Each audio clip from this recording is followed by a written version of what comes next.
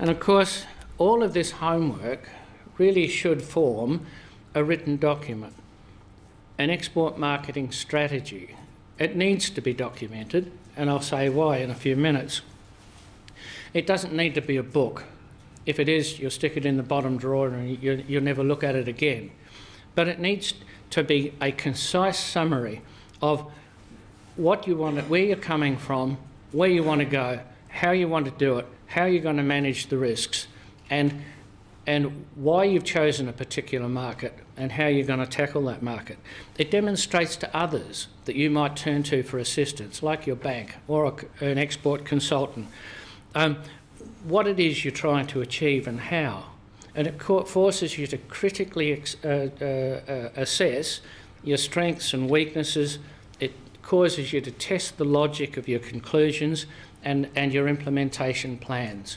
And most of the people that I've advised to or helped through the preparation of an export marketing plan really have appreciated the fact that it's caused them to really think it through and address the issues. Well, all of that seems like a lot of work, and it seems as though that all accrues pretty well to you. Well, so it does. But there's plenty of people around that can help you. Talk to others who have already been in the export game.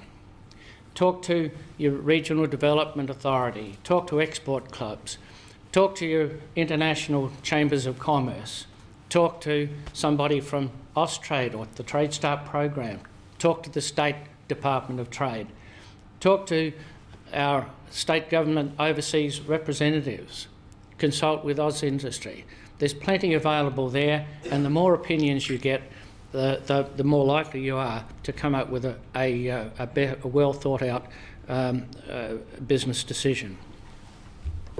And there are a couple of useful assistance programs that I'd just like to bring to your attention.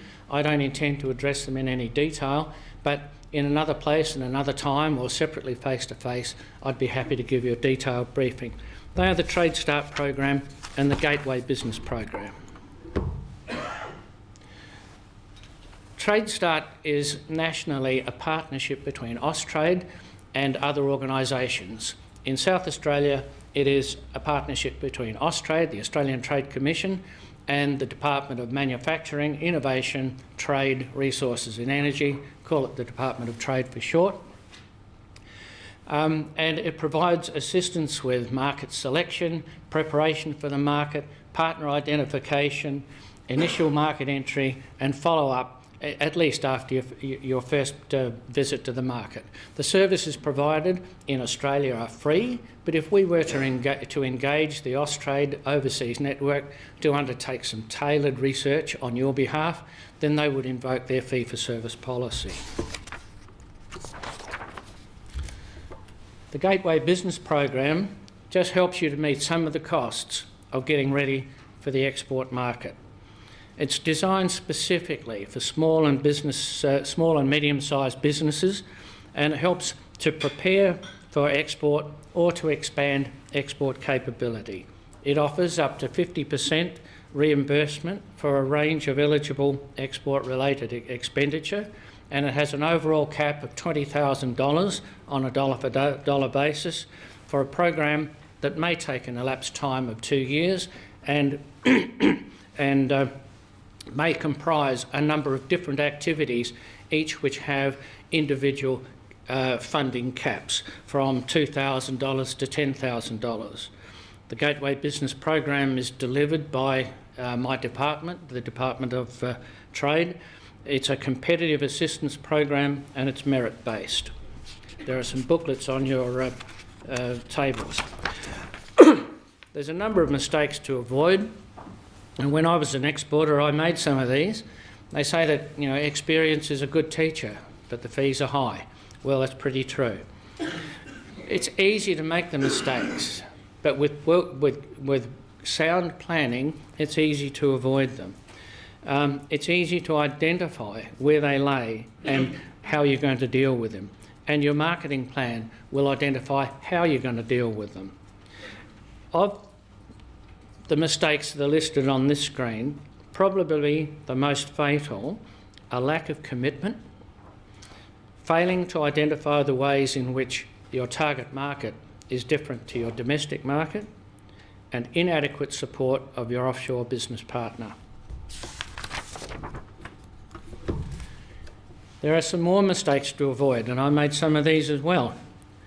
And of these, probably the most important is a lack of flexibility, choosing the wrong market, and choosing the wrong business partner.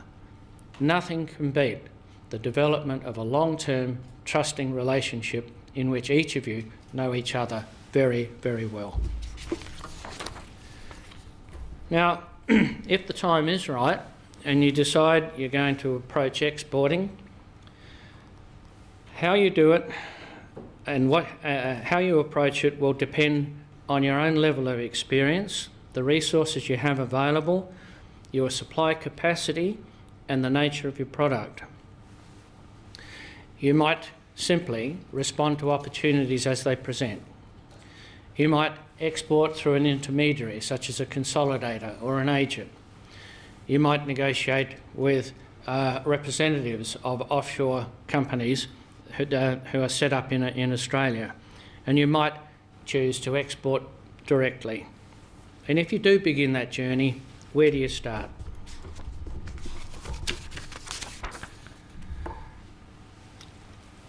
As with most things, the first place to start is with self-help. And it's not difficult, and the basic information is readily available from the web. The Austrade website, listed here, is a good place to start. It's got a lot of links to other information, and it'll help you, if you're not familiar with export, to understand the basics. Be aware, it'll help you to be aware of what further advice you need when you speak to other advisors or consultants, or you do further research. And when you've done that homework, consult with others around you who exist in this world to help you, like your RDA, the business enterprise centres, Tradestart, Austrade, the other government agencies. And when you do, keep your eye on the success factors. The success factors begin firstly with aptitude. Why your company is already a good performer. Focus on the assets, the skills that allow your firm to produce valued products and services which are differentiated from those of your competition. And hone that with attitude. It's extremely important that your entire organisation has an export culture and that the management team is committed. Flexibility is important. You've got to temper all of that with perseverance.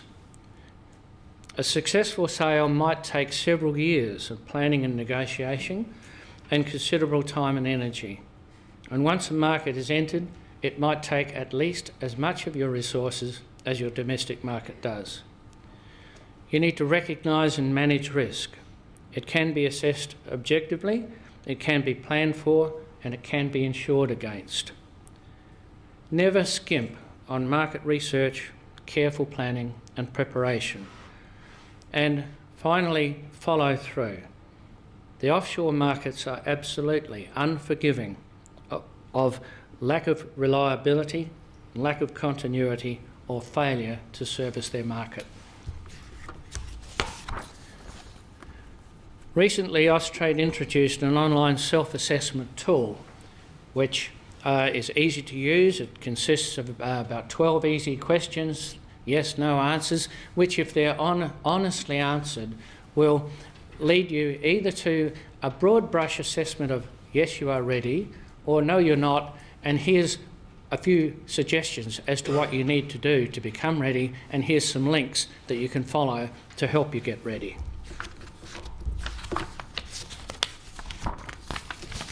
Finally, I'd just like to leave you with a list of contacts, always available through Austrade Direct. They typically won't provide you with the answer to your question, but they'll refer your question to a Tradestart, an Austrade employee or a Tradestart advisor whose job it is to either give you the answer or help you to get the answer. And the state departments, the Commonwealth departments, your RDA and the International Chambers of Commerce are good places to contact at any time. Ladies and gentlemen, thank you for the opportunity to speak to you. Olga, thank you to you and the RDA for arranging this today.